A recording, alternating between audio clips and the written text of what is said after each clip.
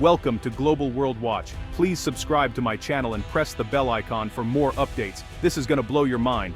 The South China Sea glistens under the sun, but tension simmers beneath the surface. A battered Philippine supply boat, the BRP Sierra Madre, attempts to deliver vital supplies to Marines stationed on a rusting WW2-era ship at 2nd Thomas Shoal. Suddenly, Chinese Coast Guard vessels appear, larger and faster, closing in with blaring horns. They cut across the Philippine boat's path, blocking its way in a dangerous maritime standoff. The Filipino crew braces as water cannons blast their vessel, shattering windows and soaking the deck. The message from Beijing is unmistakable. Untroll. The captain weaves through the blockade, determined to complete the mission. Every maneuver risks collision, injury, or a spark that could ignite a wider conflict. This is more than a supply run, it's a symbol of the Philippines' fight for its rights in its own waters. China's actions show its resolve to enforce sweeping claims over the South China Sea. Each tense encounter like this pushes the region closer to a breaking point. The world watches, aware that these skirmishes could trigger something far bigger. The stakes are high, not just for the Marines, but for the entire region.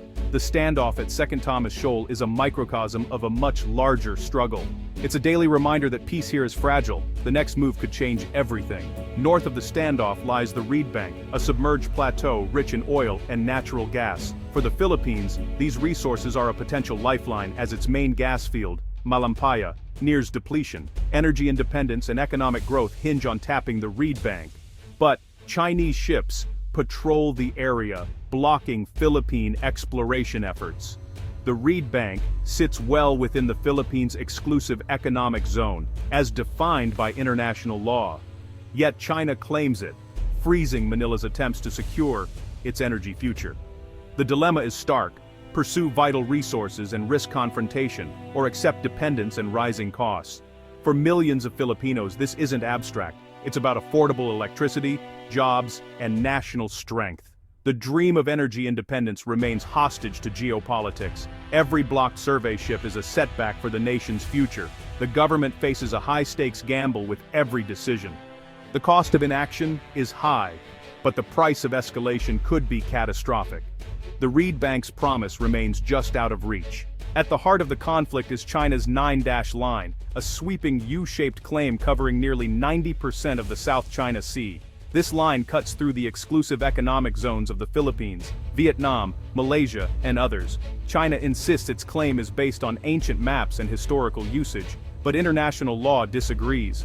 The 9-dash line is not recognized by the United Nations Convention on the Law of the Sea. China enforces its claim by building artificial islands, installing military bases, and deploying Coast Guard and militia fleets. These outposts project power, intimidate neighbors, and block access to resources. For the Philippines, the line is a direct threat to sovereignty and economic survival. It's as if another country claimed a huge chunk of your backyard. The 9-dash line is more than a border. It's the centerpiece of China's ambition to dominate a vital global waterway. The dispute is about territory, resources, and the rules that govern the seas. In 2013, the Philippines took China to court, challenging the 9-dash line at The Hague. The 2016 ruling was clear. China's claims had no legal basis, and the Reed Bank belonged to the Philippines' EEZ. The decision was binding, but China rejected it outright, calling it waste paper. Instead of backing down, Beijing ramped up patrols and island building. The US, Japan, and others praised the ruling, urging respect for international law. Many countries, wary of angering China, stayed silent. The legal victory became a practical stalemate. The case exposed a weakness in the global system. Rulings mean little without enforcement. On the water, China's actions only grew bolder. The Philippines won on paper, but the struggle intensified at sea. The Hague ruling stands as a symbol of law versus power. The question remains, who will enforce the rules? The conflict continues, unresolved. The United States is a key player, bound to the Philippines by a 1951 Mutual Defense Treaty. Washington has clarified an armed attack on Philippine forces in the South China Sea would trigger US support. This commitment is a powerful deterrent, raising the stakes for China. US warships regularly conduct freedom of navigation operations, challenging China's claims and asserting open seas. The South China Sea is a global trade artery. Over $3 trillion in goods pass through each year. American involvement is about more than alliance, it's about keeping trade flowing and upholding international law. If China controls the sea, it could disrupt the global economy. The US sees China's actions as a threat to the rules-based order. If might replaces law, instability could spread worldwide. Defending the Philippines is part of a larger struggle for global norms. The US presence signals that the world is watching. The risk of escalation is real, and no side wants war. But the balance is delicate. The next incident could test the alliance like never before. To understand the crisis, listen to the voices from Manila, Beijing, and Washington. We're not seeking conflict. We're defending our waters, our resources, our future. The 2016 ruling is our anchor. We call on partners to help uphold the law. For the Philippines, it's a fight for survival and dignity, backed by legal rights and US support. China's sovereignty over the South China Sea is indisputable, rooted in history. Outside forces are stirring trouble. We will defend our territory. Beijing sees itself as correcting historical wrongs and resisting foreign interference. Our military presence is defensive. The real threat is US warships far from home. China frames itself as the rightful owner, defending ancient claims.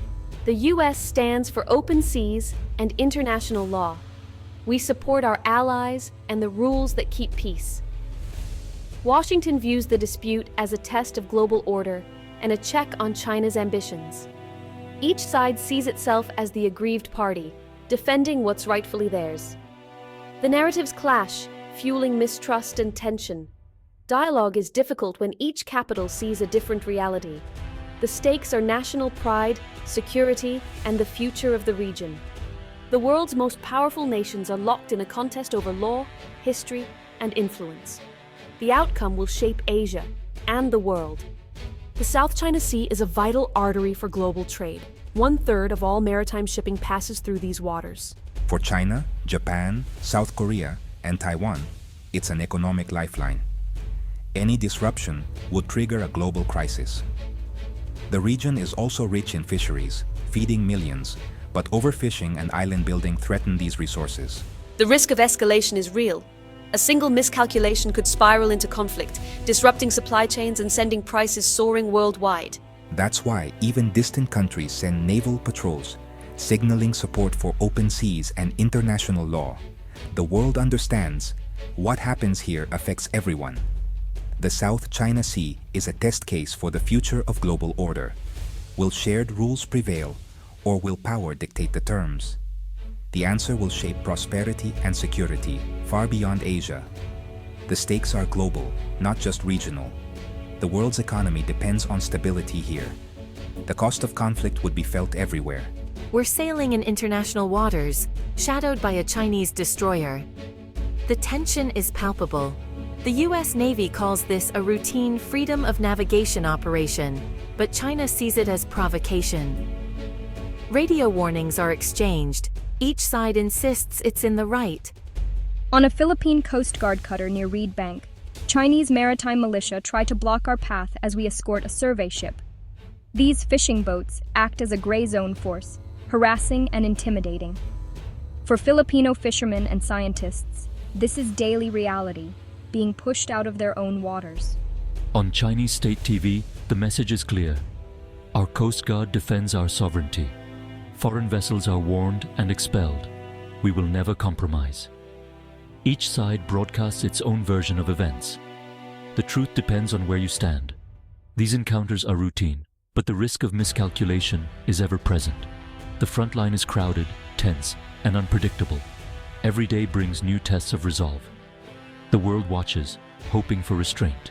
The South China Sea stands at a crossroads. One path is diplomacy, joint development, dialogue, and de-escalation. It's difficult, but offers stability. Another is the status quo, tense standoffs, gray zone tactics, and constant risk of escalation. The most dangerous path is open conflict. An accident or clash could draw in major powers, with catastrophic consequences. A US-China war would devastate the global economy and threaten world peace. The future of international law, global trade, and regional security hangs in the balance. The fate of Filipino Marines, The dream of energy independence and the stability of the world order are all at stake. The world is watching, hoping for calm seas, but bracing for a storm. What happens here will echo far beyond these waters. The next chapter is unwritten. The choices made now will shape the future for generations. The South China Sea is more than a flashpoint. It's a test of the world's resolve. The stakes could not be higher.